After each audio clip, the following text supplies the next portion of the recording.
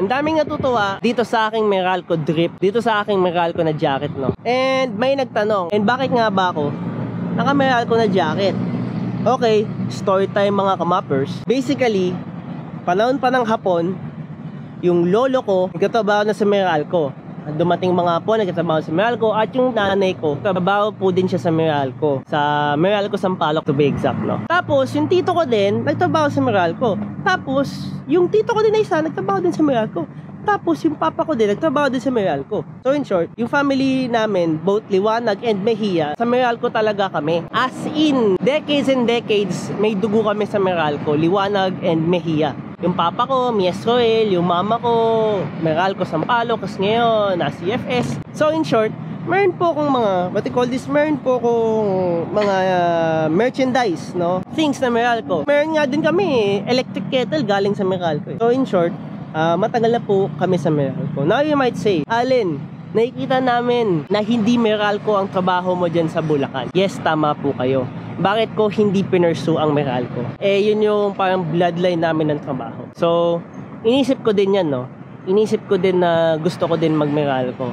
Kaso, yung college kasi, Bachelor of Science in Information System, major in Service Management. Hindi ko nagustuhan yung course na yun. Mas gusto ko talaga yung course is AB History, Bachelor of Arts in History.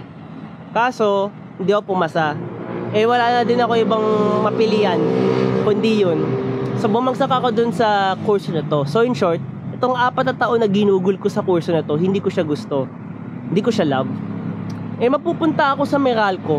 Yung ino-offer sa akin na job, parang, nakalimutan ko na pero parang data analyst or parang energy analyst. So, sinabi ko na sa sarili ko na this time naman, pipiliin ko na talaga sa sarili ko. Gusto ko na yung trabaho na gusto ko. Hindi kung saan ko pipilitin yung ayaw ko, pero kung saan kong gusto na feel ako na andun ako. Yung feel na hindi ako naliligaw. And yun yung nakuha ko ngayon is yung marketing / graphic designer na trabaho ko po ngayon. Yun yung reason kung bakit may jacket ako.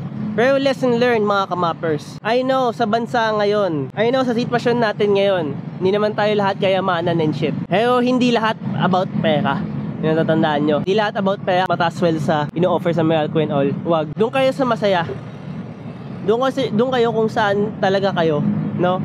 Wag yung pilitin yung sarili nyo kung hindi kayo belong dun, no? Kung napipilitan kayo dahil bloodline na Meralco trabaho, wag. Kung gusto nyo maging teacher, go. Kung gusto nyo maging artist, go. Kung gusto nyo maging flight attendant, nurse, go. Pero yun lang ang magiging magiging payo na piliin mo lang kung saan ka masaya. Yun lang talaga. Kasi ako pinili ko yung in demand and wala akong choice. Wala. Hindi ako naging masaya. Pero siguro ang naging solid dun is friends along the way. So yeah mga kamappers, that's the lore of the Meralco jacket, the Meralco drip, the windbreaker. Kaya masasabi ko sa inyo mga kamappers, be yourself, magpakatotoo at huwag maging peke.